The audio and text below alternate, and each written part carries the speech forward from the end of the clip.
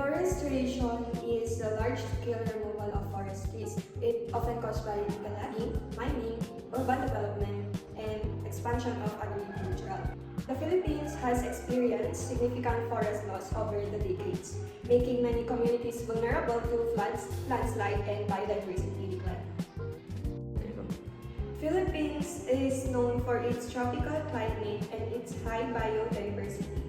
Deforestation remains a critical environmental challenge in the Philippines, with forest cover dropping sharply over decades due to human activities.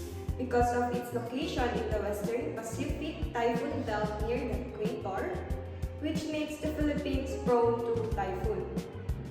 We may not control natural disaster to strike the area due to its location, but we can prevent large biodiversity loss by community action and sustainable practices to tackle both human and natural drivers. Next is the identified problems. Deforestation is the large-scale cutting of trees in the Philippines.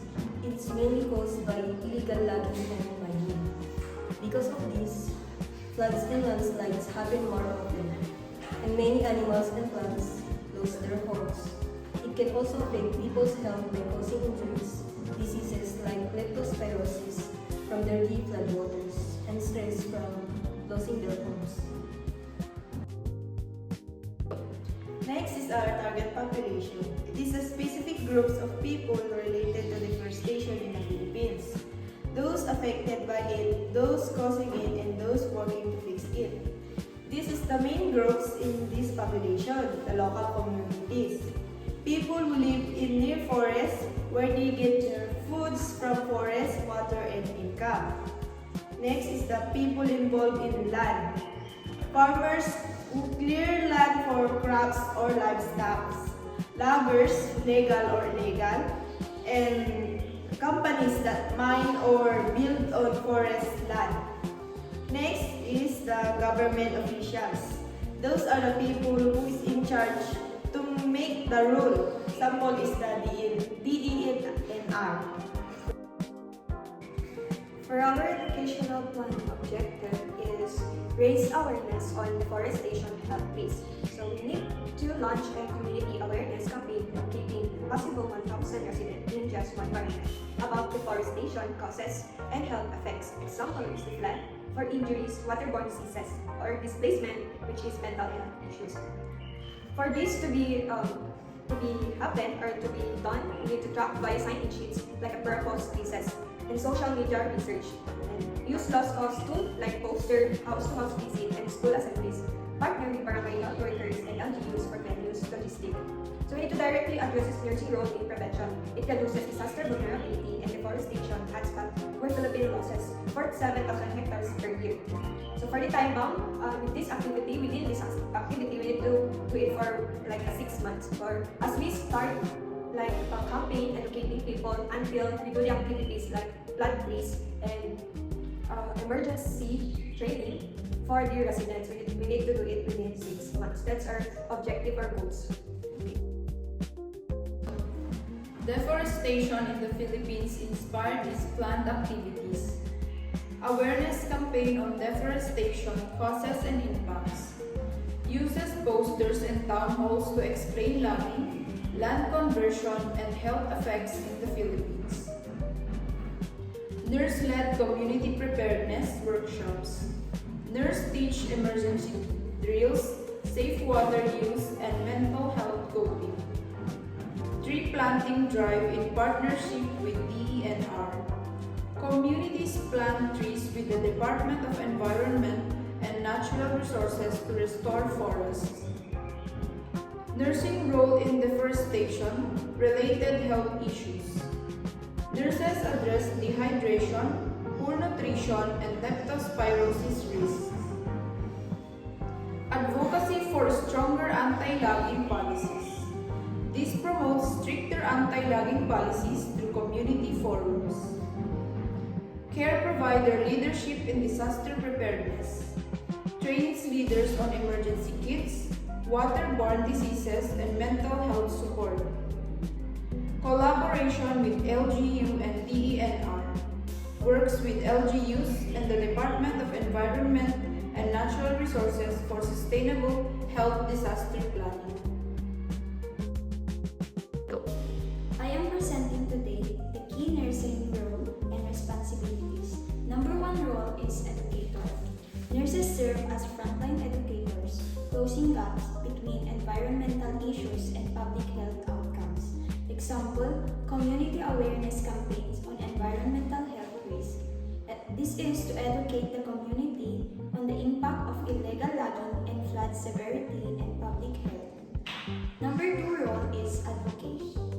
As advocates, nurses work to protect both our environmental and well-being of Tabuk City residents.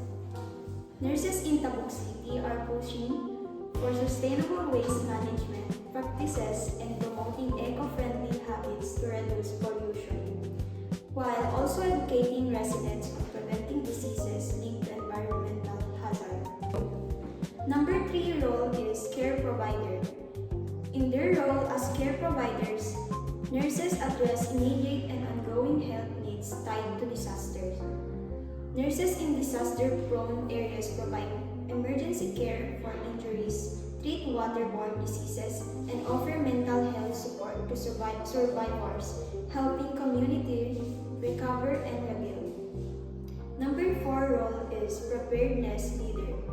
Nurses lead efforts to build resilience by ensuring our community and ready to respond to emergencies. Number five role is collaborator. Nurses partner with key stakeholders to ensure our efforts are holistic and sustainable. Yun lang. Here are the expected outcomes. First is the human impact, training over 500 residents in disaster preparedness and prevention to make them more capable and self-reliant. Next is the environmental impact. Environmental impact is planting 1,000 trees and reducing kainin, slash and burn farming to restore the local ecosystem. So the main goal is creating a healthier, more resilient community that is less vulnerable to natural disasters in the long run. The evaluation method is used to check if the program is effective. Pre- and post-survey are given to measure if the resident gained knowledge about disaster preparedness and prevention. Health records are reviewed to see if there decrease in injuries waterborne disease after the program. Participation logs are used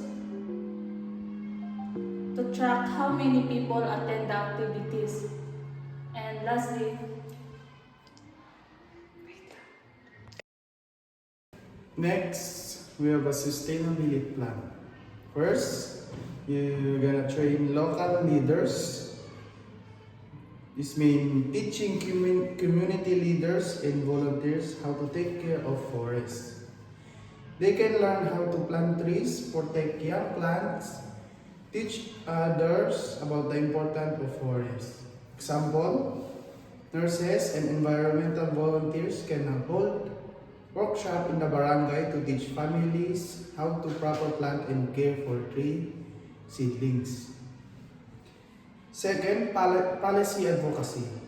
This means working with local government unit, LGU, to create and support laws that protect forests from illegal logging and destruction. Example, community leaders can ask the municipal government to pass an anti-logging ordinance and require tree planting activities every year.